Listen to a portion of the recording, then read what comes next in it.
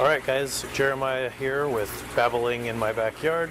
Today's video I'm going to show you how I winter my koi, my young koi, so that I can get the most growth out of these fish. We're going to go over how we insulated a tank that we are heating.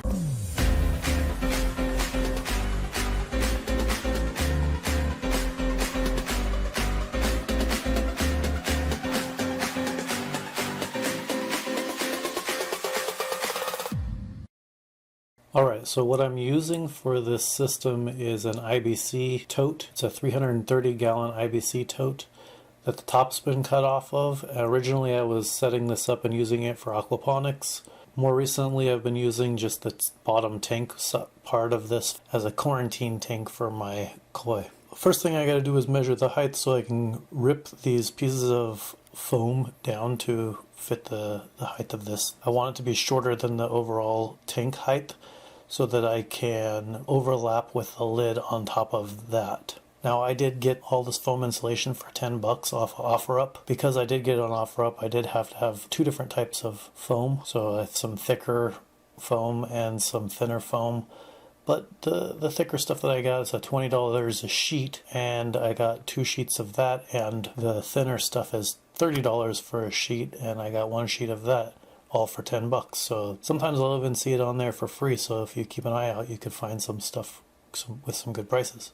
So now on my fresh cut edge I'm going to go ahead and use duct tape to seal the edge so that the little cells that make up the styrofoam don't continue to keep breaking off. Next thing I'm going to do is measure my length and widths, because this is not a square, it's a little bit of a rectangle. But now I'm going to go ahead and cut the length and width at least out of 1 sheet.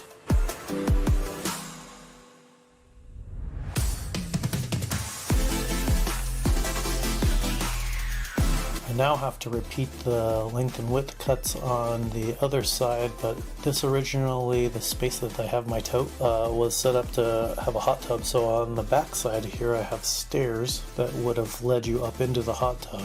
For me, I'm going to cut the foam to fit around these stairs.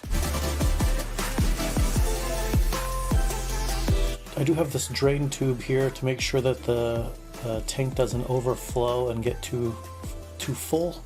If it gets too full, the fish could jump out easily. I don't want that to happen, so I have this drain tube that I have got set up.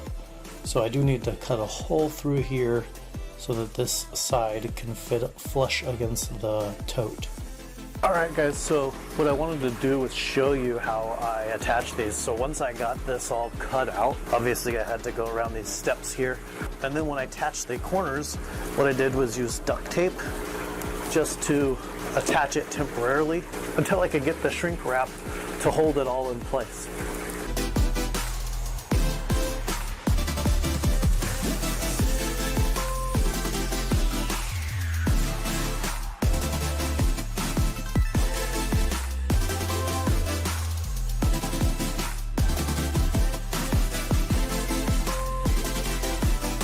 Alright, now we're going to move on to making the lid.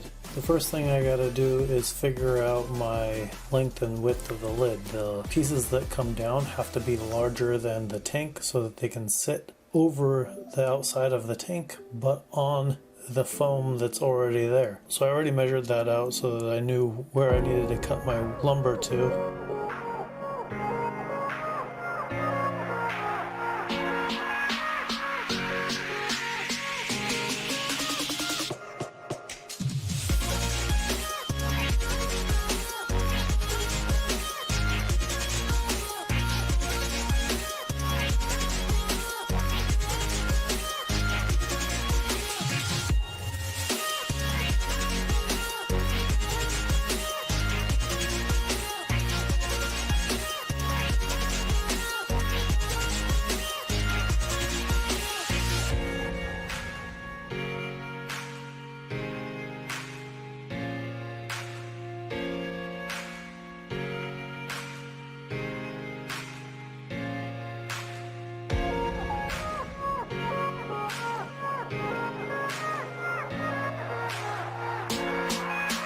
In the next step, I'm going to take my lip pieces, the outside edges of my lid, and attach them to the lumber.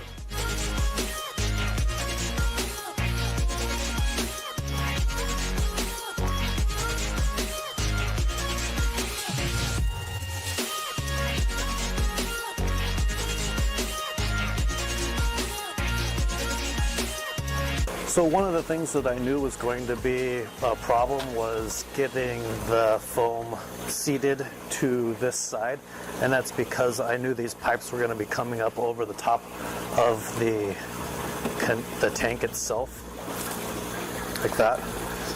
So I knew I was going to have to cut this side to sit down further. The thing is I don't actually want this all the way seated against here. I don't want to seal because I need gases to escape. In this step, you can see that I put in the hooks already, so I didn't show that in the video, but I just pre-drilled the holes into the lumber that was in the frame, and then I threaded these hooks into each corner. I measured to the center of the lid. I had chain just sitting around.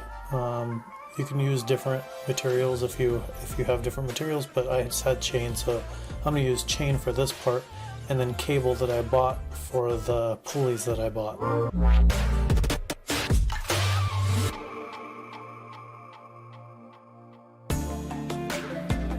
So I get my chains measured out. The next thing I'm going to do is get my pulley installed up above, perfectly centered over the lid. Because center is not on one of these supports under the deck here, I'm going to have to add another support between the middle so that I can put the pulley right in the middle, otherwise the lid will tip on me when I lift it. I'm going to use this tripod to mark center. I know it's kind of strange, but it's working for me. I don't have to balance it or anything, it just holds itself up.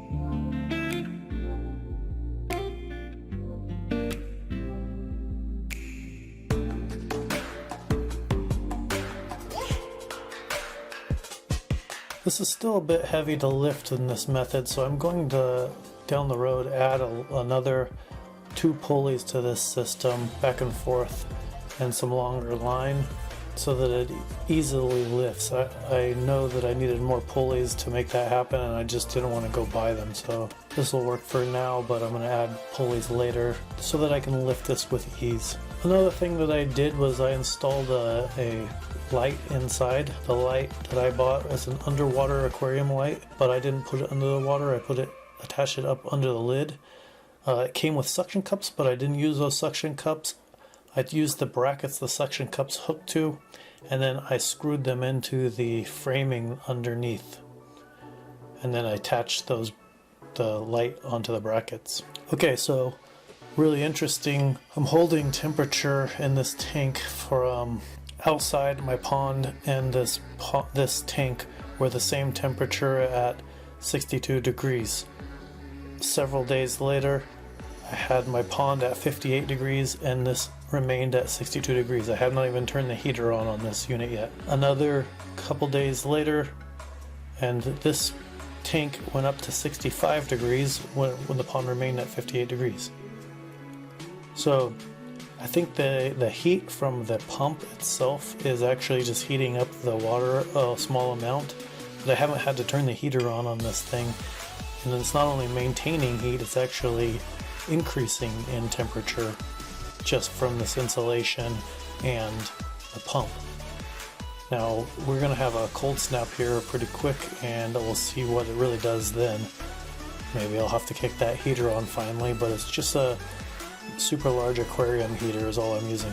Alright, I hope you guys liked the video. To see more videos like this, don't forget to like and subscribe. In the next video, we're going to cover how we built a filter that is more than adequate for this size of tank. I think it's pretty cool and a unique design. There may be other people doing something similar, but the clean out on this is very easy, so we're going to cover that as well. Make sure you check that out up in the corner up here. But we'll see you in that video.